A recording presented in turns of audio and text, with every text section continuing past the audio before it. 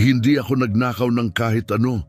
Ito ang pera ko, sabi ni Gloria Soriano, 13 taong gulang, na nanginginig ang boses habang nakatayo sa customer service desk. Nangangatog ang kanyang mga kamay at nanginginig ang salita dahil sa emosyon. Pero ang babae sa harap niya, si Carmela Aquino, ang manager ng bangko, ay tumingin lang sa kanya ng malamig at may pagkamuhi. Isang batang tulad mo na may daladalang ganong kalaking pera, hindi pwede, sabi ni Carmela nang may galit, nakatiklop ang labi. Siguro na nakawan mo yung isang tao. Napuno ng luha ang mga mata ni Gloria, nasaktan sa malupit na paratang at sa parang nagsisikip na paligid sa paligid niya. Dapat ay magandang araw ito. Gusto lang niyang magbukas ng kanyang pinakaunang checking account. Pakiusap, hayaan mo akong tawagan ng nanay ko. Malumanay niyang pakiusap. Pero hindi gumalaw si Carmela. Napangiti siya ng pang-aalipusta at sinabi, sabihin mo na yan sa mga pulis. Hindi ako bibili sa palabas mo. Hindi nagdalawang isip, hinawakan ni Carmela ang telepono at tumawag. Kailangan ko ng mga pulis dito sa branch ngayon, sigaw niya. May batang magnanakaw dito na sinusubukang maglagay ng nakaw na pera sa account. Hindi alam ni Carmela na ang kanyang mayabang na desisyon ang magiging pinakamalaking pagkakamali sa kanyang profesional na buhay. Sa loob ng mas mababa, sa isang oras, malalaman niya kung sino talaga ang nanay ni Gloria at ang pagtuklas na iyon ang magpapabago ng kanyang buong mundo. Ang mga susunod na mangyayari ay hindi lang maglalantad ng malalim na rasismo ni Carmela, kundi magbubunyag din ng isang makapangyarihang lihim na magbabago ng lahat. Bago tayo magsimula, kung laban ka sa rasismo at diskriminasyon, pindutin mo ang subscribe button, mag-type ng oo sa mga komento at sabihin mo sa amin kung saan ka nanonood. Nangangako kaming sasagutin namin ang bawat isa sa inyo. Isang maliwanag at maaraw na Martes ng hapon nang bumaba si Gloria Soriano, 13 taong gulang, mula sa city bus sa puso ng downtown. Halos sumisiklab siya sa excitement. Hindi ito basta araw lang. Ito ang araw na ipapakita niya sa nanay niya na kaya niyang pangasiwaan ang sarili niyang pera. Ilang linggo na siyang naghanda, nagbasa siya ng lahat ng makakaya tungkol sa iba't ibang uri ng bank account, pinagpraktisan ng sasabihin at inisip niyang pumasok sa bangko ng may kumpiyansa. Ang sandaling ito ay higit pa sa pera, ito ang kanyang unang tunay na lasa ng kalayaan at pagiging adulto. Buhay ni Gloria ay kakaiba para sa karamihan ng mga kabataan. Nagsisimula ang kanyang umaga sa isang napakagarang mansion sa Hillcrest Estates, isang lugar kung saan ang bawat bahay ay parang kuha mula sa magasin. Nag-aaral siya sa Westfield Preparatory Academy, isang pribadong paaralan na ang matrikula ay higit pa sa kinikita ng karamihan sa loob ng isang taon. Nag-aaral siya ng mabuti para mapanatili ang perpektong 4.0 GPA. Pero ang nagtatangi kay Gloria sa maraming mayamang bata ay hindi niya alam kung gaano talaga kayaman ang kanyang pamilya. Siniguro iyon ng kanyang nanay. Sa halip na magarbo at mamahaling limousines o designer na tindahan, nagbubus si Gloria papuntang paaralan at namimili sa mga pangkaraniwang tindahan. Kumikita siya ng allowance sa pamamagitan ng pagtulong sa bahay at pagpapanatili ng mataas na marka. Bahagi ito ng isang plano. Alam ni Gloria ang kanyang ina, si Dr. Rowena Martinez Soriano, nang husto kung paano ang yaman ay maaaring maging biyaya at sumpa. Lumaki bilang anak ng isang makapangyarihang pamilya sa banking, naramdaman ni Rowena ang walang humpay na pressure na palaging nasa ilalim ng mata ng publiko. Lagi siyang binabantayan at hinuhusgahan. Kaya nang ipinanganak si Gloria, nangako siya, matututo ang kanyang anak ng kahalagahan ng pagsisikap, hindi basta-basta ipapasa ang lahat sa kanya. Kaya nung pumasok si Gloria sa First National Bank noon, buong puso siyang proud. May dala siyang sobre na may $800, pera sa kaarawan mula sa kanyang lola na maingat na naipon sa loob ng ilang buwan. Sa kanyang backpack ay may ebidensya ng karagdagang $1,200 na naipon mula sa pagtatrabaho sa bahay, mga regalo sa holiday at gantimpala sa magandang grado. Para kay Gloria, ito ay isang malaking kayamanan. Para sa kanyang pamilya, ito ay maliit na halaga lang. Ang lobby ng bangko ay masigla sa hapon. Mga negosyante ang nagmamadali, mga matatandang kliyente ang nakaupo sa malalambot na upuan at may mahinang usapan na pumupuno sa lugar. Huminga ng malalim si Gloria, inayos ang kanyang uniforme sa paaralan at lumapit sa customer service desk na may kumpiyansang ngiti. Lumapit siya sa teller window na pinakamalapit. Hawak ang sobre ng pera at mga dokumento. Nakalagay sa nameplate ang Jennifer Ortega, Customer Service Representative. Tumingin si Jennifer mula sa kanyang computer. Nang makita niya si Gloria, nagbago agad ang ekspresyon niya. Ang dating magiliw na mukha ay naging malamig at puno ng pagdududa. "Ano ang gusto mo?" Tanong niya ng matalim, nakatingin kay Gloria na para bang hindi siya kabilang doon. "Hi, magandang hapon," sagot ni Gloria ng masaya. Pinipilit na huwag magpakita ng pag-alinlangan sa bastos na tono ng babae. "Gusto kong magbukas ng unang checking account ko ngayon. Excited na ako." Natawa si Jennifer nang may pangungutya. "Biro ka ba? Totoong bangko ito, hindi youth club. Hindi kami nagbibigay ng account sa mga batang galing sa kalye." Bahagyang nawala ang ngiti ni Gloria. 13 ako at kumpleto ang mga papeles ko. Nag-iipon ako para dito." 13? Nang asar na sabi ni Jennifer. "At hulaan mo, galing yan sa droga o pananakot, di ba? Ganyan nakakakuha ng pera ang mga batang tulad mo dito." Nanginig si Gloria, tila nabigla. "Mga batang tulad ko, ano ibig mong sabihin?" Tanong niya, naguguluhan at nasasaktan. "Nag-aaral ako sa Westfield Prep. Ang perang ito ay regalo sa aking kaarawan mula sa aking lola," paliwanag ni Gloria, pinipilit manatiling kalmado. Ngumiti si Jennifer na puno ng pagdududa. "Siyempre naman," sabi niya na may pangaasar. "Westfield Prep? Gusto mo bang paniwalaan kita? Siguro ninakaw mo rin ang uniforme mo. Alam ko kung saan galing ang mga batang tulad mo at hindi iyon lugar na nagpapadala ng estudyante sa mga mamahaling paaralan." Kinuha niya ang telepono sa opisina ng may sobra-sobrang drama. "Tatawagan ko ang manager ko. Marunong siya mag-handle ng ganitong sitwasyon." Tumawag si Jennifer na parang nagpe-perform. "Carmela, pumunta ka agad sa bintana numero 3. May isa sa mga batang tagalungsod na ito na sinusubukan kaming lokohin gamit ang kahina-hinalang pera. Oo, eksaktong klase na pinagsabihan namin sa huling pulong ng staff. Nagdudulot siya ng gulo at nagiging agresibo." Ilang minuto lang ang lumipas, dumating si Carmela Aquino, ang manager ng bangko, na mabilis ang lakad mula sa kanyang opisina, may matibay na ekspresyon, handang harapin ang inaasahang pangkaraniwang insidente. Pag nakita niya si Gloria, isang batang tahimik na nakatayo sa maluwang na labi na gawa sa marmol, tumigas ang kanyang mukha. Wala siyang ngiti o profesional na paggalang. Puno lang ng pagdududa. "Hindi ka ba dapat nasa paaralan?" tanong ni Carmela ng matalim, hindi naman lang nagbigay ng bati. Ang tono niya ay parang may akusasyon. Nanindigan si Gloria, pilit pa ring magpakita ng respeto. "May pahintulot ako mula sa paaralan at sa mga magulang ko na nandito ako. Inayos ko itong pagbisita ng maaga." Kinuha niya mula sa bag ang isang permiso na nilagdaan ng tagapayo ng paaralan, pero halos hindi man lang tiningnan yon ni Carmela. Nakatuon ang mga mata niya sa sobre ng pera na inilagay ni Gloria sa mesa.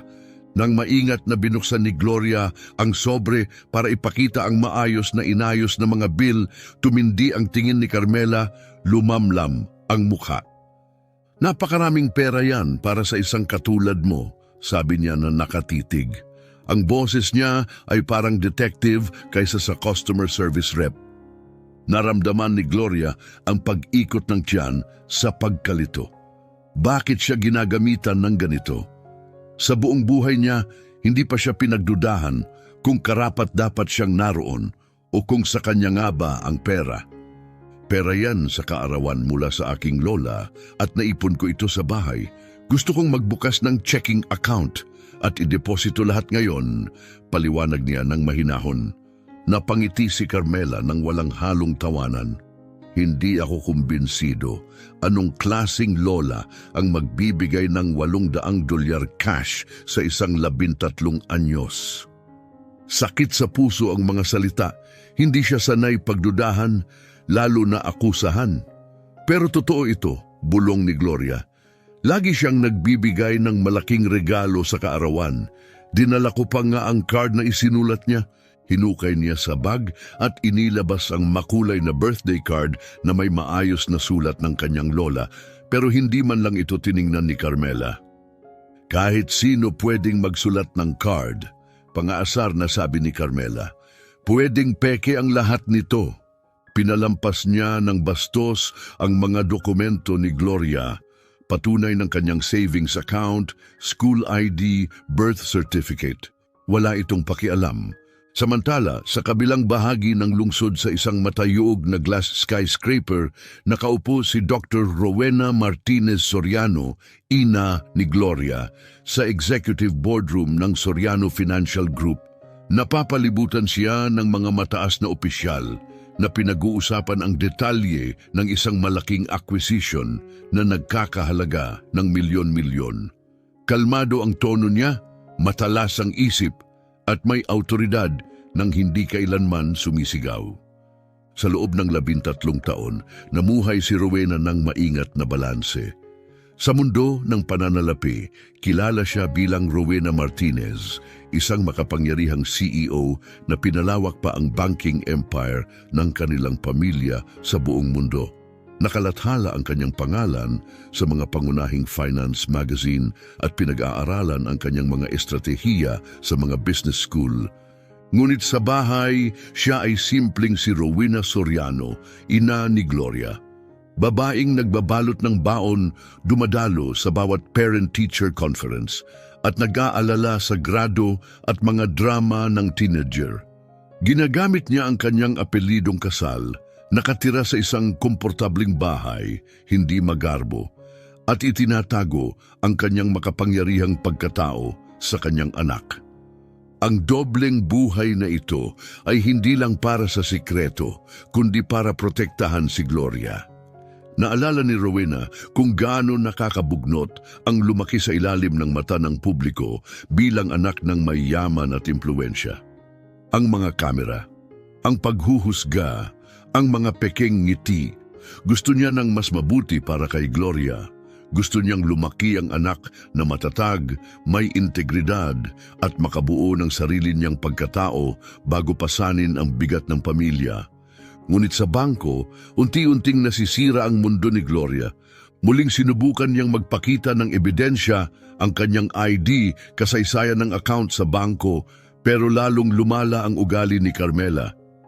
Pakinggan mo anak, sabi ni Carmela na parang nagpapalambing ngunit mapanghamak, hindi basta-basta pumapasok ang mga batang tulad mo sa bangko na may ganong kalaking pera kung walang hindi tama. 20 taon na akong nasa trabahong ito, alam ko kung kailan may masamang nangyayari. Nanginginig si Gloria sa bigat ng mga salita. Mga batang tulad mo. Nakita niya ang mga salitang iyon sa pelikula at narinig sa balita. Pero hindi niya inakala na para sa kanya ito. Sa pribado niyang buhay, ang rasismo ay malayo lang. Ngayon nakaharap niya ito. Pwede mo ba akong tulungan? Tanong ni Gloria na may pagluha sa boses. Hindi ko maintindihan kung bakit ganito ang trato mo sa akin. Gusto ko lang magbukas ng account tulad ng iba. Pero desidido na si Carmela, bulag na siya sa kanyang pagkiling. Hindi niya makita o ayaw makita ang katotohanan. Hindi pwede, malamig na sabi ni Carmela. Siguro ninakaw yan na pera. Hindi ako papasok sa kung anong panlilinlang mo. Naramdaman ni Gloria ang bigat sa kanyang lalamunan. Unti-unting sumasakop sa kanya ang desperasyon at hindi paniniwala. Hindi ito ninakaw, iginiit ni Gloria, halos nanginginig ang boses. Pakiusap ko, kung pwede mo lang tawagan ang nanay ko, siya ang makakapagpaliwanag. Ang pangalan niya ay Rowena Soriano. Customer rin siya dito sa bangko. Napikit ng bahagya si Carmela, mabigat ang boses sa pagdududa. Ang dali naman. Walang tatawagan hanggang malaman ko kung saan mo talaga nakuha ang perang yan. Malay mo, pinapadala ka lang ng isang matanda dito kasi akala nila hindi ka susuriin dahil bata ka. Hindi alam ni Carmela dahil hindi niya tinignan na kung in-enter lang niya ang pangalang Rowena Soriano sa sistema ng bangko, makikita niya ang totoo, isang checking account sa pangalan na iyon tulad ng ibang mga magulang sa bayan. Pero hindi niya pinilit mag-verify. Nauna nang naisip ni Carmela ang kanyang panig bago pa man pumasok ang mga katotohanan. Nanlambot si Gloria, unti-unting lumiliit habang lumilipas ang mga minuto at walang tumutulong sa kanya. Sa paligid niya, napapansin na ng ibang mga customer ang nangyayari. May ilan na di komportabling kumilos. Malinaw na alam nilang may mali pero walang nagsalita, walang umagaw. Sa nakakapanghinang katahimikan, natutunan ni Gloria ang isang bagay na hindi pa niya naranasan noon. Ang maramdaman na hinuhusgahan hindi base sa kung sino ka, kundi sa kung ano ang inakala ng iba tungkol sa'yo. At mas masakit pa ang makita ang mga tao na nanonood at pinipiling manahimik. Halos hindi ka pani-paniwala ang kalupitan. Si Gloria Soriano, apo ng maalamat na Martinez Banking Dynasty, anak ng isa sa mga pinakama-impluensyang leader sa pananalapi sa bansa. At narito siya, tinatrato na parang magnanakaw sa loob ng bangkong tinustusan ng yaman ng pamilya niya sa loob ng maraming henerasyon. Pero wala si Carmela alam kung sino talaga ang kanyang kahaharapin. Para kay Carmela, si Gloria ay walang iba kundi isang manlilinlang na nakasuot ng uniforme sa paaralan. Pero sa pagtutok niya sa inosenteng batang ito, malapit na niyang tuluyang wakasan ang kanyang karera sa pinakapampublikong at nakahahiyang paraan. Habang lalong tumitindi ang tensyon sa labi ng bangko, naramdaman ni Gloria na may pumuputok sa loob niya. Hindi na naging makatwiran ang mundo. Sa unang pagkakataon, natikman niya ang isang realidad na araw-araw nararanasan ng maraming Amerikano. Ang bigat ng maging inaakala ng may sala bago pa man marinig ang iyong panig. Ang patuloy na pangangailangang patunayan ang sarili sa isang lugar na desidido ng sabihing wala kang halaga. Pero paparating na ang pagbabago. Sa ilang bloke lang ang layo, tinitingnan na ni Gloria ang kanyang telepono at ang simpleng sandaling iyon ang magpapabago sa kanya mula isang kalmado at mahinahong ehekutibo tungo sa isang ina na handang ilipat ang bundok. At si Carmela, malalaman niya kung ano ang mangyayari kapag hinarap mo ang maling bata, lalo na yung pamilya ay may kapangyarihan na hindi niya akalain. Balik sa counter, nanginginig si Gloria, nanginginig ang mga kamay habang inilalatag ang bawat dokumento na dala niya. Ang kanyang school ID mula sa Westfield Prep na may litrato at buong pangalan. Ang kanyang laminated birth certificate, maingat na iningatan ng kanyang ina. Ang kanyang savings statements mula sa mismong bangkong ito na nagpapakita ng 3 taon ng deposito at withdrawals. Patunay na matagal na niyang pinangangasiwaan ng maayos ang kanyang pera. Ipinamahagi niya ang mga papeles sa counter parang ebidensya sa korte. Nangangatog ang boses habang nananawagan, "Pakiusap, tingnan niyo po ito. Pinatutunayan nito kung sino ako. Talagang akin ang pera na ito." Pero hindi man lang ito tiningnan ni Carmela, napilipit ang mukha niya sa paghamak at sumagot na para bang basura ang ipinasa ni Gloria. Pwedeng peke lahat yan, malamig na sabi ni Carmela. Hindi basta-basta naglalakad ang isang 13 anyos na walang trabaho na may ganitong halaga ng pera kung hindi ninakaw. Doon nag-break sa loob ni Gloria. Ang takot, kawalan ng magawa, kahihiyan, lahat ay bumagsak ng biglaan. Dumaloy ang luha sa kanyang mga pisngi habang ramdam na ramdam niya ang bigat ng lahat. Hindi pa siya naranasang maranasan ng ganitong puot. Bata lang siya na nagtatangkang magbukas ng bank account pero tinatrato na parang kriminal. Pakiusap, umiiyak si Gloria, halos hindi marinig dahil sa pag-iyak. Hayaan niyo po akong tawagan ng nanay ko. Siya ang makakapagpaliwanag. Pero sa halip na awa, lumapit si Carmela ng mas malapit at bumulong ng isang masamang salita na nagpabigla sa mga kalapit na customer. Siguro pinapadala ka lang ng nanay mo dito para linisin ang maruming pera. Nakita ko na, to dati, mga katulad mo. Ang tatlong salita, mga katulad mo, ay parang mga punyal. Hindi makahinga si Gloria. Lagi niyang pinaniwalaan na kapag nagsikap ka, magalang at tama ang ginawa mo, gagantimpalaan ka ng respeto. Pero sa sandaling iyon, nakita niya ang pangit na katotohanan. Sa ibang tao, ang kulay ng kanyang balat ay dahilan para lagi siyang mapagdudahan. Ngayon ay mas lumalakas ang pag-iyak niya, lumalanta ang boses. Pakiusap, isang tawag lang po. Iyon lang ang hinihiling ko. Pero tapos na si Carmela sa pagpapanggap, walang simpatya ang ipinakita. Hindi man lang siya huminto. Sa halip, may masamang ngiti, kinuha niya ang telepono sa opisina at malakas na inihayag, tumatawag ako ng pulis. Umalingaw-ngaw ang boses niya sa buong lobby. Malinaw na sangkot ang batang ito sa isang panlilin lang. Hindi ako papaniwala sa mga luha na parang krokodilo. Nanatiling nakatayo si Gloria, natatakot. Pero habang nagsisimula si Carmela na makipag-usap sa siyam na isa-isang operator, napagtanto ni Gloria na may huling pagkakataon pa siya. Nanginginig ang mga daliri, tahimik niyang inilabas ang kanyang telepono mula sa backpack at binuksan ang kanyang mga mensahe. Malabo ang paningin dahil sa luha, pero nag-type siya ng mabilis. Ma'am, nandito ako sa First National Bank. Tumatawag ang manager ng pulis sa akin. Sabi niya, ninakaw ko ang pera. Hindi niya ako pinapayagang tawagan ka. Natakot ako, bulong ni Gloria sa sarili habang pinipindot ang send. Ang mensahe ay lumipad sa ere, tumalbog mula sa isang cell tower, papunta sa susunod, dumaraan sa buong lungsod, patungo sa isang mataas na gusali kung saan inakala ng kanyang ina na isa lamang itong karaniwang araw sa trabaho. Nakaupo si Dr. Rowena Martinez Soriano sa ulo ng mahabang makintab na mesa na gawa sa mahogany, nasa kalagitnaan ng isang quarterly financial review sa ika-42 palapag ng headquarters ng Soriano Financial Group.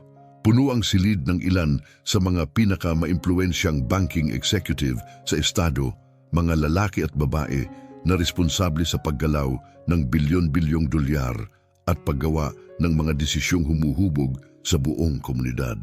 Habang nagpapaliwanag si Thomas Diaz, Senior VP, tungkol sa mga market trends, nag-vibrate ang telepono ni Rowena sa tabi niya. Tiningnan niya ang screen. Gloria!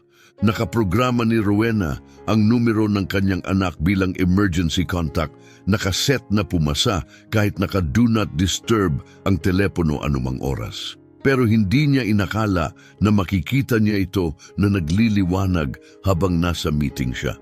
Binuksan niya ang mensahe, umaasang simpleng check-in lang ito. O baka tanong lang tungkol sa account na binubuksan ni Gloria. Sa halip binasa niya ito, Mom, nandito ako sa First National Bank. Tinawagan ng manager ang pulis sa akin. Sabi niya, ninakaw ko ang pera. Hindi niya ako pinapayagang tawagan ka. Nanlaki ang mga mata ni Rowena Nan L. Freeze. Ang confident at mahinahong babae na bumuo ng isa sa pinakamakapangyarihang financial empire sa bansa ay biglang nagbago sa harap ng lahat. Sa una, naguluhan ang mukha niya. Pagkatapos, ang pagkalito ay naging pagkabigla. At dahan-dahan, ang pagkabigla ay naging malamig at matindi, isang yelong galit na nakatuon. Pakiramdam ay bumaba ang temperatura sa boardroom. Nangilid ang mga mata niya at napikit ang panga. Lahat sa silid ay instinctively umatras sa kanilang mga upuan, nararamdaman na may seryosong nangyari. Sa boses na sapat na mababa upang magdulot ng takot, sinabi ni Rowena, "Mga Ginoo, tapos na ang meeting na ito, may nagawang nakasisirang pagkakamali." Tumayo siya nang mabilis na umandar ang kanyang upuan at bumangga sa pader. Ang mga executive, ilang pinakamakapangyarihang tao sa industriya, ay biglang naging hindi sigurado at maliit. "Ayos ba kayo, ma'am?" tanong ni Tomas Diaz na may pagkabahala, pero hindi tumigil si Rowena sa paglalakad. Tawag-tawag na siya, isa pagkatapos ng isa. Una, tinawagan niya ang kanyang personal na abogado, si Carlos Diaz, isang legal legend na kinatatakutan sa bawat korte sa estado. Sunod, tinawagan niya si Robert Torres, ang head ng security ng pamilya at dating police captain na kilala sa mabilis na aksyon. At sa wakas, pinindot niya ang isang numero na bihira niyang gamitin na nakalaan lamang para sa mga emergency. Ang pribadong linya kay Nestor Suarez, chairman ng board of directors ng First National Bank. Umabot siya sa elevator at sinabi sa kanyang driver nang hindi lumilingon, "James, ihatid mo ang sasakyan dito. Pupunta tayo sa First National. Agad." Sa bangko, nakatayo si Gloria na parang Nanel freeze habang umuusbong ang bangungot. Dumating ang dalawang uniformed officers, ilang minuto lamang matapos tawagin ni Carmela ang pulis. Pumasok sila nang may kumpiyansang lakad, kumbinsidong alam na nila ang kanilang haharapin. Lumapit si Officer Alejandro Torres, 15 taon na sa serbisyo, sa counter kung saan nakatayo si Gloria na may mga luha sa mukha. Ang kanyang partner na si Officer Maria Santos ay pumuwesto ilang hakbang ang layo. Si Carmela na may ngiting kontento ay nagsalita na parang nagbabasa mula sa script. Sinubukan ng batang ito na ideposito ang perang tingin ko ay ninakaw. Hindi niya sinasabi kung saan niya ito nakuha at kahina-hinala ang kilos niya simula nang dumating siya. Sinubukan ni Gloria na magsalita sa kabila ng takot. "Pakiusap, mga opisyal, maipapaliwanag ko ang lahat. Sa akin ang pera na ito, may dala akong ID, gusto ko lang magbukas ng checking account." Halos hindi siya pinansin ni Officer Torres. "Madalas kaming tumanggap ng tawag na ganito," bulong niya, "mga batang nahuhuli sa pagnanakaw, droga, scam. Palaging may dahilan para sa pera." Hindi makapaniwala si Gloria sa kanyang narinig. "Mga batang tulad nito, parehong parirala." Muli, una kay Carmela, ngayon sa pulis, nagsisimula nang makita ni Gloria ang kabuuan ng larawan. Hindi lang ito tungkol sa isang bias na babae sa likod ng desk. Ito ay tungkol sa mas malalim na sistema, isang sistema na hinuhusgahan siya bago pa man siya makapagsalita, isang sistema na hindi pinapansin ang kanyang ebidensya o kwento. "Pakiusap," nanawagan si Gloria. Iniabot ang kanyang ID na nanginginig ang mga kamay. "Nag-aaral ako sa Westfield Prep. May account ang nanay ko dito. Pwede niyong tingnan. Totoo lahat ng sinabi ko." Ngunit tumalbog ang mga salita sa hangin. Naunahan na ni Officer Santos na ilabas ang mga handcuff. "Lumiko ka," utos niya. "Ilagay ang mga kamay sa likod." Nananatili si Gloria sa lugar parang nanel-freeze. "Ano? Bakit? Wala akong ginawa." Umiyak si Gloria habang dumadaloy ang takot sa kanya. "Iko-konsidera kang inaresto dahil sa hinala ng panlilinlang at pagnanakaw," sinabi ni Officer Torres, malungkot at matatag ang boses. "Ipapaliwanag mo ang lahat pagdating natin sa presinto." Click! Umalingaw-ngaw sa buong lobby ang tunog ng mga handcuff na isinara sa mga pulso ni Gloria. Tumigil ang lahat ng usapan. Lumingon ang mga customer, ilan ay namangha, ang iba ay dahan-dahang naglabas ng telepono upang mag-record. Isang matandang babae sa unahan ng bumulong, hindi ito tama. Ngunit walang sumingit, walang humamon sa mga pulis, walang huminto sa pag-aresto sa umiiyak na 13 anyos na batang babae na nagsubok lang magbukas ng bank account. At sa sandaling iyon, natutunan ni Gloria ang isa pang malupit na katotohanan tungkol sa mundo. Minsan, kahit alam ng mga tao na mali ang nangyayari, mananahimik sila. Hindi dahil hindi sila nagmamalasakit, kundi dahil nanaig ang takot sa hustisya. Habang dinala na palabas ni Gloria ng mga pulis na naka-handcuff, nakatayo si Carmela Aquino sa likod ng customer service counter, nakatawid ang mga braso, nakangiting may kasiyahan. Sa isip niya, nagawa niya ang kanyang trabaho, pinrotektahan ang bangko laban sa posibleng panlilinlang. Ang hindi niya alam, nagawa niya lang ang pinakamalaking pagkakamali sa kanyang buong karera. At ilang milya lamang ang layo, may unos na unti-unting bumubuo. Nasa likod ni Rowena Martinez Soriano sa upuan ng kanyang Bentley, mabilis ang tawag habang ang kanyang driver ay dumadaan sa trapiko na parang piloto ng karera. Kasama niya si Robert Torres, pinuno ng seguridad na dating police captain, na tumatawag na rin sa mga miyembro ng Board of Directors ng First National. At si Rowena, siya ay larawan ng kontroladong galit. Kung gusto mong makita kung ano ang mangyayari kapag ang isang babae tulad ni Rowena ang kumilos sa sariling paraan, pindutin mo na ang subscribe button dahil ang susunod ay walang katulad at tunay na alamat. 23 minuto lang matapos ipadala ni Gloria ang kanyang desperadong mensahe. May isang pambihirang nangyari sa labas ng First National Bank. Isang makintab na itim na Bentley ang dumating sa harap. Ang mga bintana ay napakadilim, para bang pulidong obsidian. Pero hindi ito basta sasakyan. Ang plaka nito ay RFH 001. Martinez Financial Holdings, plaka numero 1. Sa mundo ng pananalapi, mabigat ang ibig sabihin ng mga inisyal na iyon, napapansin ng mga tao. Bumukas ang pinto. Lumabas si Dr. Rowena Martinez Soriano na nakasuot ng Italian suit na parang baluti, simple, elegante at mas mahal pa kaysa sa ibang sasakyan. Minimalist ang kanyang mga alahas pero kitang-kita ang halaga. Hindi siya naglalakad, para siyang nagmumuno sa kalsada sa bawat hakbang. Ngunit hindi siya nag-iisa. Kasunod niya si Carlos Diaz, ang makapangyarihang abogado na kinatatakutan ng mga kalaban sa korte. Kasunod naman si Robert Torres, dating police captain, na nakamasid sa gusali na parang misyon ng isip. 2 security staff ang nakasunod, tahimik, nakatuon at handang humarap sa kahit ano. Sa loob, ramdam ng buong bangko ang pagbabago. Nagbago ang enerhiya, humina ang mga usapan, lumingon ang mga ulo. Kahit ang mga pulis na kakakuha kay Gloria ay tumingin sa mga pintuan ng salamin, ramdam ang seryosong bagay na paparating. Pumasok si Rowena na parang pag-aari niya ang lugar. Dahil sa maraming paraan, siya nga ang may-ari. Ang mga takong niya ay tumunog sa marmol na sahig. Bawat hakbang ay parang countdown. Kusang lumipat ang mga customer sa gilid. Bumagsak ang mga telepono, humina ang mga boses. Tumingin si Carmela Aquino na nasa likod ng kanyang desk, inaasahan ng isa pang reklamo. Hindi niya kilala ang babaeng lumalakad palapit sa kanya. Hindi niya kilala ito mula sa mga magazine cover o Forbes listahan. Tumigil si Rowena sa harap niya.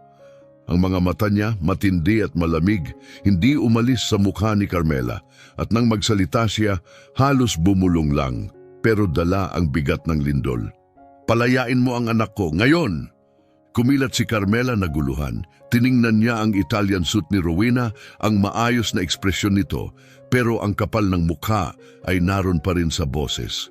Tingnan mo babae, hindi ko alam kung sino ang akala mo, pero magnanakaw ang anak mo. Sinubukan niyang ideposito ang ninakaw na pera at ginawa ko ang tamang proseso, dinala na siya ng pulis. Hindi kumindat si Rowena. Sa halip, kinuha niya mula sa bag ang isang business card, hindi pangkaraniwan. Makapal, mabigat, may mga gintong letra at naka-emboss. Ipinwesto niya ito sa counter na parang reyna na naglalatag ng kanyang huling galaw. Ako si Dr. Rowena Martinez Soriano. Ang pamilya ko ang may-ari ng Martinez Financial Holdings. Hindi lang kami nagbabank dito, Carmela. Pag-aari namin ang lugar na ito. Kinuha ni Carmela ang card at sa unang pagkakataon kumulog sa kamay niya ang kaunting panginginig. Martinez, ang pangalang iyon ay alamat na sa mundo ng pananalapi. Pero, paano? Ang apelyido ng batang babae ay Soriano, bulong ni Carmela, naguguluhan. Ang ngiti ni Rowena ay parang yelo. Martinez ang aking apelyidong dalaga. Soriano ang apelyido ng asawa ko. At ikaw, sabi niya, nakatingin ng diretso sa ngayon ay maputlang babae sa harap niya, ang nagpa-handcuff, nagpakahiya at nagpahirap sa anak ko ang apo ng taong nagtatag ng bangko na ito sa isang bangkong itinayo namin.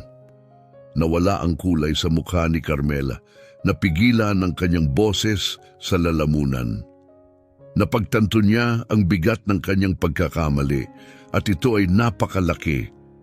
Ngunit hindi pa tapos si Rowena, hindi pa nga malapit doon. Ang kanyang boses, matatag at kalmado sa simula, ngayoy may dala ng hindi matatawarang autoridad. Pag-aari ng Martinez Financial Holdings, ang 60% ng institusyong ito, iginiit niya, nakatuon ng titig kay Carmela. Simula pa noong 1943, kami ang majority shareholder. Bawat promosyon na nakuha mo, bawat sahod na natanggap mo, bawat benepisyo na na-enjoy mo, pinunduhan lahat ng aming yaman. Ngayon, isang malaking tao na ang nagtipon sa paligid ng counter. Nakatititig mula sa kanilang mga opisina ang mga empleyado, interesado sa nangyayari. May mga customer na hawak ang kanilang mga telepono, nagre-record ng tila kasaysayan na nagaganap. Lumapit si Carlos Diaz, ang abogado ni Rowena, matalim at maingat ang pananalita. Miss Aquino, panimula niya, seryoso ba kayong sinasabi na kahina-hinala ang isang bata na may birthday money? Alam mo ba na ang racial profiling ay isang paglabag sa federal na batas? Bukas na sana ang bibig ni Carmela para sumagot, ngunit bago pa man siya makasagot, muling bumukas ang mga pintuan ng salamin. Isang kilalang matandang lalaki ang nagmadaling pumasok sa lobby. Siya si Nestor Suarez, chairman ng board ng First National Bank.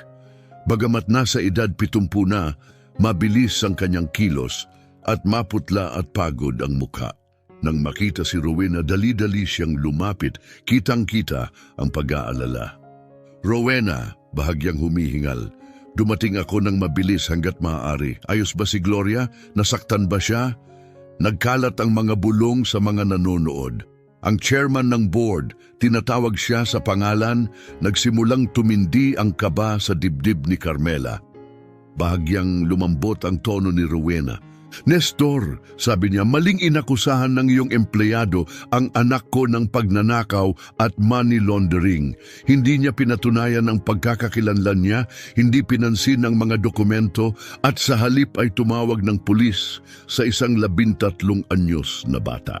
Nagbago ang ekspresyon ni Suarez mula sa pag-aalala tungo sa ganap na hindi makapaniwala. Nilingon niya si Carmela na nabigla. Ikaw, ginawa mo ba talaga yan? Nagsalita si Carmela ng pabulong, halos hindi makabuo ng salita.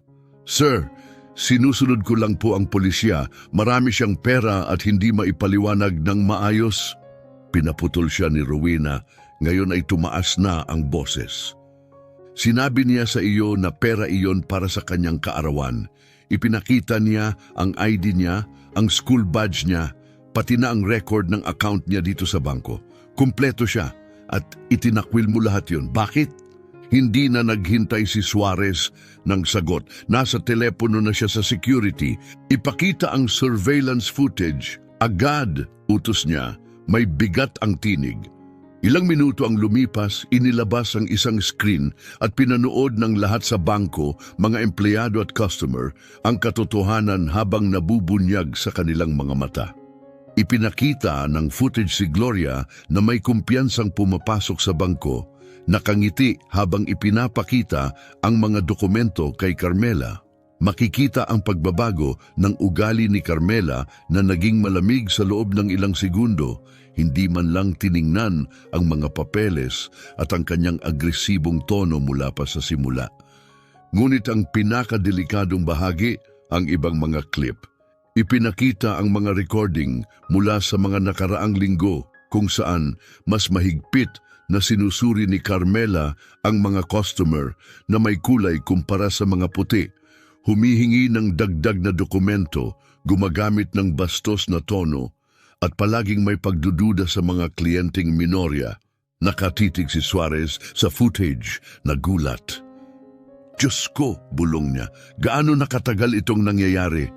Hindi sumagot si Carmela. Maputla ang muka habang pinapakita ng monitor ang mga pattern ng diskriminasyon na hindi na niya matanggihan. Lumingon si Rowena kay Suarez, matalim at matatag ang boses. Gusto ko ng internal audit. Bawat kliyenteng na hostage niya, bawat insidenteng tulad nito, idokumento lahat. Gusto ko ng buong investigasyon sa mga ginawa ng babaeng ito, simula ngayon. Tumango ng seryoso si Suarez. Pangako ko sa iyo, gagawin namin. Rowena, hindi ko maipahayag kung gaano ako nagsisisi. Hindi ito mapapatawad. Ngunit hindi interesado si Rowena sa mga paghingi ng paumanhin. Gusto niya ng pananagutan. Nasaan ang anak ko? Tanong niya, mahigpit ang boses. Dinala siya sa juvenile center para sa proseso. Mabilis na sagot ni Suarez habang tumatawag. Pero palalabas namin siya agad. Ako mismo ang tatawag sa chief. Habang abala si Suarez sa tawag, bumalik si Rowena kay Carmela na ngayoy nanginginig na nakatayo sa likod ng counter. Napakabigat ng sandali. 20 taon na si Carmela sa bangkong ito. Hindi niya alam na pag-aari pala ito ng pamilya ng batang kanyang pinagmalupitan at pinahiya. Bahagyang lumambot ang boses ni Rowena, ngunit malalim ang dating. Alam mo ba kung ano ang tunay na trahedya, Carmela? Tanong niya. Hindi pa naranasan ng anak ko ang rasismo bago ngayon. Pinalaki namin siya na maniwala sa katarungan, na magtiwala sa sistema. Pumunta siya rito na iniisip na kung magiging magalang at matapat siya, papatanggapin siya tulad ng iba. Sinubukan ni Carmela na magsalita, ngunit napigil ang boses. Walang salita. Nagpatuloy si Rowena matatag. Ngayon, winasak mo ang paniniwala na iyon. Ipinakita mo sa kanya na kahit gaano siya kagalang, kahit gaano siya kaayos, kahit gaano siya katotoo sa kanyang dahilan, may mga tao na hahatulan siya dahil lang sa kulay ng kanyang balat at iyan ang dadalhin niya habang buhay. Ang mga parehong security guard na tahimik na nanood habang mali ang pag-handcuff kay Gloria ay ngayon ang nag-escort kay Carmela Aquino palabas ng gusali. Hindi napansin ng sinuman. Miss Aquino, formal na sabi ni Chairman Suarez, ang iyong trabaho sa First National Bank ay tuluyang natapos, epektibo agad. Dagdag pa niya, dadaan ka sa escort palabas ng gusali at permanente kang ipinagbabawal sa lahat ng ari-arian ng First National Bank. Nakatayo si Carmela na parang na-NL freeze sandali bago siya dinala palabas ng security. Walang ekspresyon ang mukha niya, unti-unting nawawala ang kanyang karera. Lumiko si Rowena sa paparaming tao, mga customer at empleyadong nasaksihan ang buong pagtatalo. Malinaw ang kanyang boses sa marmol na sahig. Gawin nating aral ito sa lahat ng tao sa gusaling ito, sabi niya, matatag at kalmado. Ang rasismo ay hindi lang immoral, ito'y masamang negosyo at ngayong araw, ito ang nagdulot ng malaking pagkawala. Pero hindi pa tapos ang trabaho ni Rowena.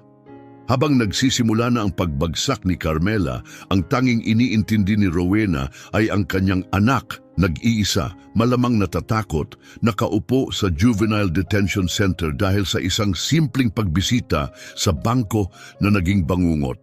Ano ang gagawin mo kung ang anak mo ay inaresto ng walang ginawang mali? Ikwento mo sa mga komento.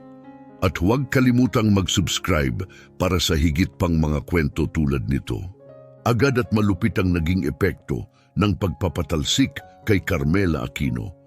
Sa loob ng 30 minuto, mula sa anunsyo ni Suarez, nililinis ng security staff ang opisina ni Carmela. Ang 2 dekada ng kanyang mga alaala sa trabaho, mga larawan ng pamilya, sertipiko, plake, ay ipinasok sa mga kahon. Na-deactivate ang kanyang mga keycard, tinanggal ang pangalan niya sa mga internal system, at ganun lang, wala na siya. Pero hindi doon nagtatapos ang mga epekto.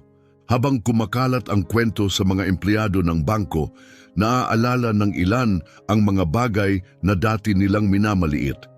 Mga biro ni Carmela tungkol sa ilang customer, ang paraan ng paghingi niya ng dagdag na papeles sa mga kliyenteng may kulay, mga pattern na napansin nila pero hindi pinansin.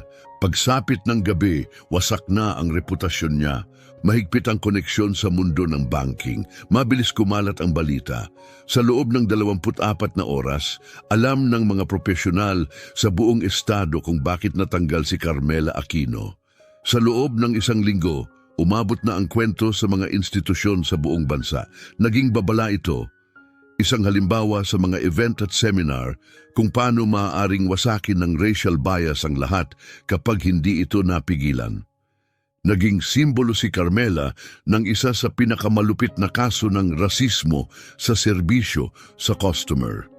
Ang dati niyang LinkedIn profile na puno ng papuri at promosyon ay ngayon parang multo sa digital na mundo. Ang puwang sa kanyang karera ang nagsalaysay ng mas malakas kaysa anumang salita. Pero ang pagbagsak ni Carmela ay bahagi lamang ng epekto. Hindi rin nakaligtas ang mga pulis na inaresto si Gloria. Si Officer Alejandro Torres, dating pinarangalan sa mabilis na pag-iisip at matatag na pamumuno sa duty, ay biglang nasa ilalim sa matinding pagsisiyasat. Pinag-aralan ng bodycam footage niya, frame by frame, at ang lumabas ay hindi na maipaliwanag pa. Isang pattern ng mabilis at bias na paghuhusga, madalas sa kapinsalaan ng mga kabataang may kulay. Ang partner niya, si Officer Maria Santos, na siyang naglagay ng handcuffs kay Gloria, ay hinarap ng matitinding tanong, bakit hindi siya humingi ng dokumento? Bakit mas pinaniwalaan ang salita ng isang matanda kaysa sa umiiyak na bata na sinusubukang magpaliwanag? Bakit hindi siya huminto kahit minsan para mag-verify? Suspendido silang dalawa habang isinasagawa ang isang full internal affairs review.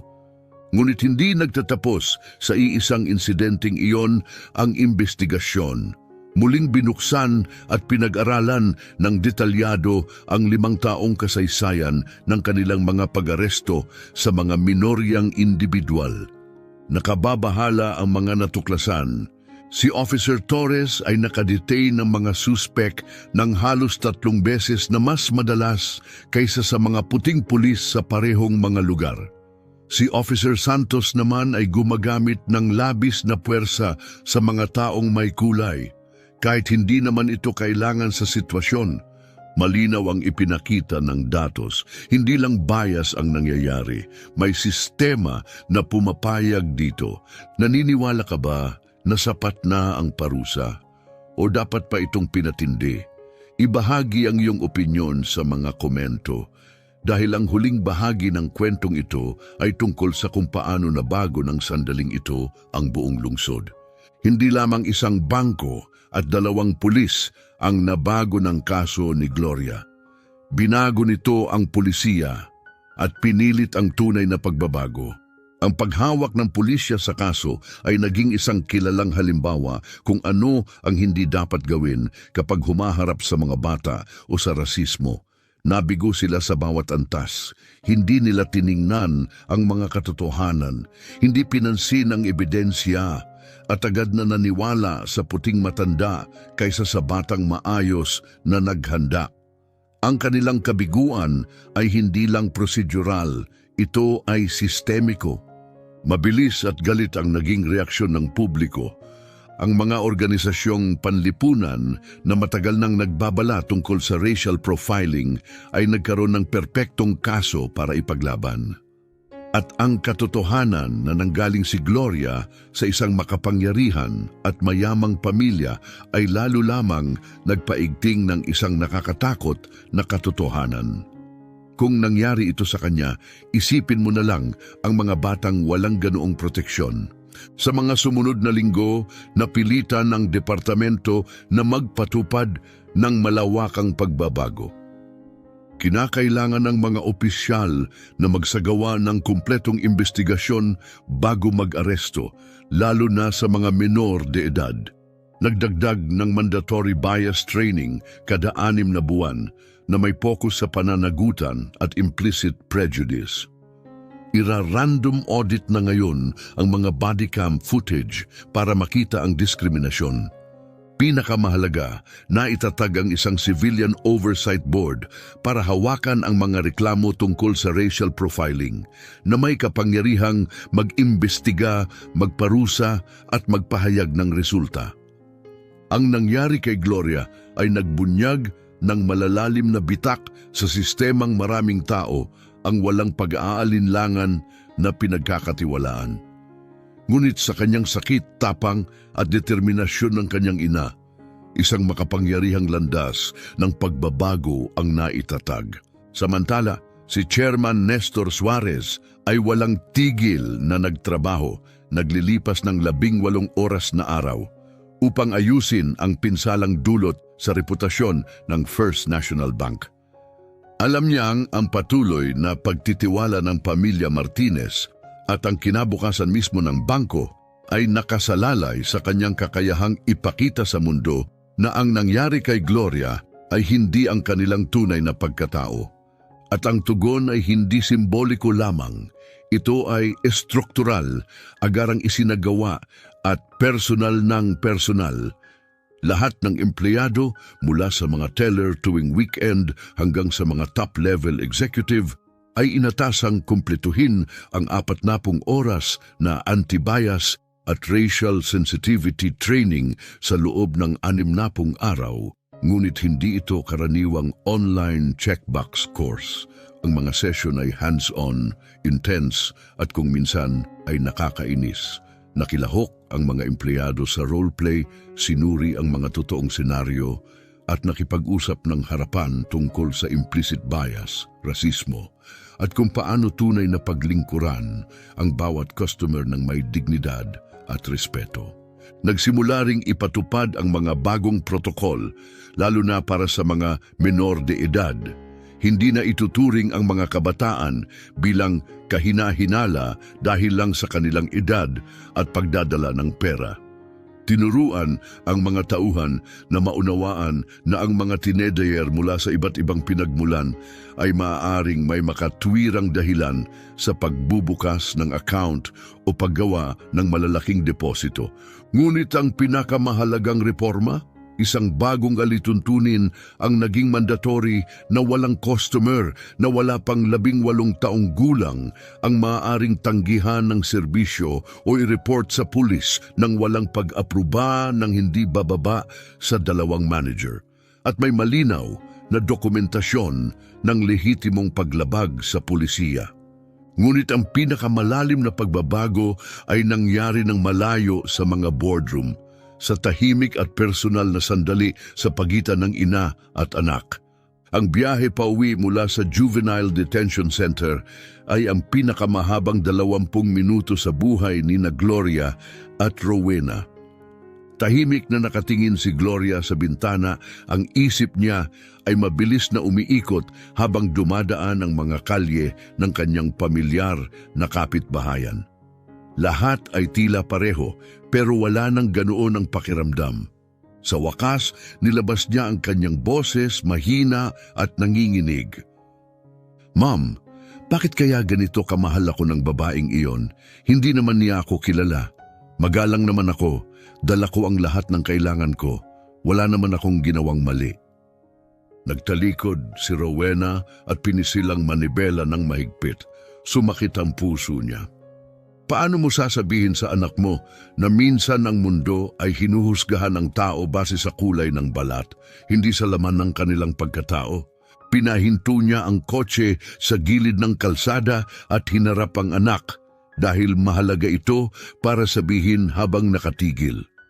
"Anak," sabi niya ng mahinahon, "ang nangyari ngayon ay wala talagang kinalaman sa pagkakamali mo. Gumawa lang ng mga maling palagay ang babaeng iyon base lang sa kulay ng balat mo. Iyan ay tinatawag na rasismo at totoo ito." Nilingon ni Gloria si Rowena, puno ng kalituhan ang mga mata. "Pero may pera kami. Nakatira kami sa magandang bahay. Nag-aaral ako sa maganda at mahal na paaralan. Hindi ba yun mahalaga?" Nararamdaman ni Rowena ang tanong na iyon sa kaibuturan ng kanyang kaluluwa. Ito ang araw na matagal niyang kinatatakutan sa loob ng 13 taon. Ang araw na puputok ang ligtas at mapagmahal na mundo na kanyang itinayo para kay Gloria. "Hindi, anak," malalim na hininga ang sinunod ni Rowena. "Dapat ay mahalaga iyon, pero minsan hindi ito mahalaga. Kaya kailangan kong sabihin sa iyo kung sino talaga tayo." Sa loob ng susunod na 2 oras, ibinahagi ni Rowena kay Gloria ang lahat. Tungkol sa legacy ng Martinez, nagsimula sa maliit na bangko ng kanyang great-grandfather noong 1940s. Tungkol sa 2.8 bilyong dolyar na yaman ng pamilya. Tungkol sa 2 ng bangko na kanilang kontrolado, kasama na ang First National. Tungkol sa mga charitable foundation, mga private na pulong ng board, at ang impluensyang tahimik nilang pinanghahawakan sa buong bansa. Tahimik na nakinig si Gloria habang ibinubunyag ng ina ang katotohanan. Ang maginhawang bahay, isa lang iyon sa maraming pag-aari. Ang buhay middle class, maingat na ginawa upang turuan siya ng pagpapakumbaba, kabaitan at kahalagahan ng pagsisikap. "Bakit hindi mo kailanman sinabi sa akin?" Mahina at medyo nasaktan na tanong ni Gloria. Hinawakan ni Rowena ang mga kamay ng anak ng mahinahon. "Dahil gusto kong ikaw muna ang maging ikaw, ayokong ang pagkatao mo ay mabuo base sa pera o pressure. Gusto kong lumaki kang matatag na nauunawaan ang pagsusumikap at malasakit bago ang kapangyarihan. Pero ngayon, nakikita ko, marahil dapat ay inihanda kita ng mas mabuti sa kung ano ang totoong mundo." Naupo ng tahimik si Gloria, hawak ang mga kamay ng ina, pinaparamdam sa sarili ang katotohanan. "So, pwede pala nating pinigilan ang nangyari ngayon?" Tumingin si Rowena sa anak. "Oo, at pinigilan namin, pero ang pinakamahalaga ay siguraduhin namin na hindi na ito mangyari sa ibang bata na wala ng ganoong proteksyon." Sa gabing yon, nagbago si Gloria. Ang takot at kalituhan na naramdaman niya ay nagsimulang maging ibang bagay, isang layunin. Sa mga sumunod na linggo, nilamon ni Gloria ang mga libro at artikulo tungkol sa karapatang sibil, katarungang pang-ekonomiya at hindi pagkakapantay-pantay sa pananalapi. Nagbasa siya tungkol sa redlining, diskriminasyong pinansyal at kung paano ginamit ang yaman at access upang ma-exclude ang mga komunidad ng kulay. Natutunan din niya ang kapangyarihan ng edukasyon, advokasya at pagtindig para sa iba. Sa loob ng 1 buwan, inanunsyo ng Martinez Family Foundation ang isang malawakang programa, Financial Justice for All. Ito ay matapang, mataas ang ambisyon at ginawa mula sa paniniwalang walang batang dapat dumaan sa pinagdaanan ni Gloria. Kabilang dito ang mga workshop para sa mga teenager upang malaman ang kanilang karapatan sa banking at matutunan kung paano pamahalaan ang pera ng may kumpiyansa. Mga legal na resources para sa mga pamilyang nakakaranas ng diskriminasyon sa pananalapi. Educational outreach sa mga paaralan sa mga underserved na komunidad. Advokasya sa pulisiya upang palakasin ang proteksyon laban sa bias sa mga institusyong pinansyal. Nagsimula si Gloria noon, araw bilang isang matalinong 13 taong nagtatangkang magbukas ng kanyang unang checking account. Nagtapos siya bilang apoy na nagpasimula ng pambansang pagbabago. Hindi nagtapos sa edukasyon ng inisyatiba ng Martinez Family Foundation. Nagpondo rin ito ng mga grassroots na organisasyon na nagtutulak ng financial literacy sa mga underserved na komunidad at nagtayo ng isang pambansang hotline para sa mga kabataan na nakaranas ng diskriminasyon tulad ni Gloria. Si Gloria mismo ang naging mukha ng kilusan. Sinimulan niyang ibahagi ang kanyang kwento sa mga youth group, paaralan at community center sa buong estado. Malinaw at makapangyarihan ang kanyang mensahe. Karapat-dapat tratuhin ang bawat kabataan ng may dignidad at katarungan, anuman ang kanilang pinagmulan, lahi o edad, lalo na kapag gumagawa ng simpleng bagay tulad ng pagbubukas ng bank account. Sobrang dami ng sumagot, libu-libong kabataan ang lumapit, ibinahagi ang kanilang mga kwento ng pagiging pinapabayaang pansinin, hinuhusgahan o tinatrato na kahina-hinala ng walang dahilan. Marami sa kanila ang inisip na ganun na talaga ang mundo, pero ipinakita ng kwento ni Gloria na may mga karapatan sila at ngayon ay may mga taong nakikinig na. Samantala, patuloy na ni-transforma ng First National Bank ang kultura nito mula loob palabas. Hindi lang sila huminto sa training, inisip nila muli ang buong banking experience para sa mga menor de edad. Ipinakilala ang youth-friendly service protocols sa lahat ng branches. Nag-hire at nag-train ang bangko ng mga youth specialist, mga empleyadong dalubhasa sa pakikipagtrabaho sa mga kliyenteng wala pang 18 taong gulang. Tinuruan silang maging patient, welcoming at supportive. Nauunawaan na ang isang teen na nagbubukas ng unang account ay maaring kinakabahan, hindi sigurado at nag-aaral pa lang. Gumawa rin sila ng educational packets para sa mga batang kliyente, simple at engaging na materyales na nagpapaliwanag ng mga banking terms, naglalahad ng kanilang mga karapatan at nagbibigay ng malinaw na gabay kung ano ang aasahan, wala ng kalituhan, wala ng pananakot. At marahil ang pinakamahalaga, ipinatupad ang mga pulisiya para masigurong walang batang kliyente ang tatanggihan o haharangin dahil lang sa hitsura o pinagmulan nila. Ngunit ang pinakamalakas na sandali ay nangyari isang linggo matapos mapatalsik si Carmela Aquino. Bumalik si Rowena Martinez Soriano sa bangko. Nakatayo siya sa parehong lobby kung saan naperwisyo ang kanyang anak. Ngayon ay hinarap ang buong staff, mga teller, branch manager, security personnel at administrador. Tahimik at tensyonado ang lahat, alam na ito'y hindi pangkaraniwang talumpati. Nagsimula si Rowena ng may tahimik na kapangyarihan. Itinayo ng pamilya ko ang kanilang yaman sa mundong ayaw kaming magtagumpay, sabi niya. Nagsimula ang aking great-grandfather sa wala. Hindi siya pinaglilingkuran ng mga bangko. Pinagtawanan siya ng mga loan officer, pero hindi siya sumuko. Itinayo niya ang sarili niyang bangko para magkaroon ng access ang mga taong tulad niya sa patas na serbisyo. Nagpos siya at tinignan ang paligid. 3 henerasyon ang lumipas, pumasok ang anak ko sa bangkong ito, isang bangkong pinunduhan ng pamilya namin, at tinrato siyang parang kriminal. Hindi lang ito malungkot, nakakahiya. Tumindi ang boses ni Rowena. Natuto si Gloria na ang respeto ay hindi palaging ibinibigay pero maaari itong hingin. At higit sa lahat, ang tunay na kapangyarihan ay nasa pagprotekta sa mga taong walang kapangyarihan. Na-record ang kanyang talumpati ng mga news outlet at kumalat sa social media.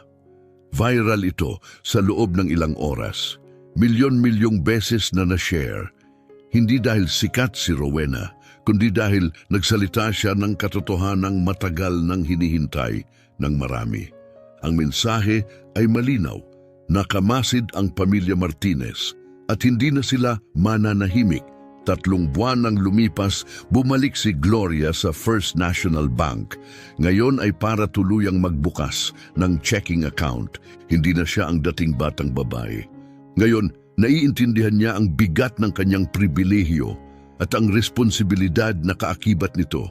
Alam niyang maaaring mangyari rin sa iba ang nangyari sa kanya kung wala silang pera, kapangyarihan o boses. Ngayon, tinrato siya ng may kabaitan at respeto. 5 minuto lang ang inabot ng pag-setup ng account. Nakakuha siya ng espesyal na welcome kit, one-on-one session kasama ang youth specialist, at kompletong walkthrough ng mga bagong banking tools. Pero sinigurado ni Gloria na makausap muna ang mga staff bago umalis. Nagpapasalamat ako sa serbisyo na natanggap ko ngayon, sabi niya. Pero inaasahan kong lahat ng batang customer ay tatanggapin ng ganito, hindi lang ako. Tungkol kay Carmela Aquino, tuluyan na ang pagbagsak niya. Sa isang industriya na mahigpit ang koneksyon, sinundan siya ng kanyang pangalan saan man siya magpunta. Nawalan ng laman ang LinkedIn niya. Natuyo ang mga job interview. Alam ng mga financial institution, insurance company, at kahit kalapit na industriya ang kanyang kwento. Nagtapos siya sa mga low-wage retail jobs, pabalik-balik sa mga trabahong nagpapaalala ng karerang nawala dahil sa kanyang sariling pagkiling. Ang pinakamalasakit na irony, ang mga pagbabagong nangyari, ang mga bagong pulisiya, ang reforma sa kultura at ang pambansang papuri na natanggap ng First National ay maaaring nakaligtas sa kanya. Kung tinanggap niya ang mga halagang iyon ng mas maaga, maaring mayroon pa siyang kinabukasan sa industriya. Sa halip, ang kanyang kwento ay naging babala. Itinuro sa mga corporate seminar at HR training sa buong bansa. Ang kanyang pangalan ay naging babala. May kapalit ang diskriminasyon.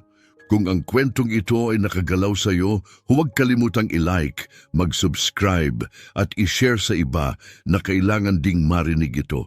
Dahil nagsisimula ang pagbabago sa kamalayan at nagsisimula ang hustisya sa isang boses. Makikita tayo sa susunod na video. Hindi ako nagnakaw ng kahit ano. Ito ang pera